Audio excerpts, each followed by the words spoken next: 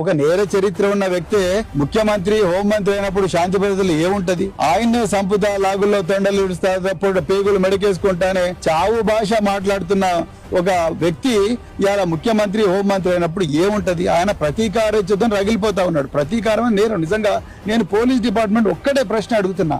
Police వ్యవస్థ అనేది సృష్టించబడ్డది బలహీనులను, ఏమాత్రం సహారా లేని వ్యక్తులను వాళ్ళని కాపాడమని మరి పోలీసు వ్యవస్థ సృష్టించబడ్డది.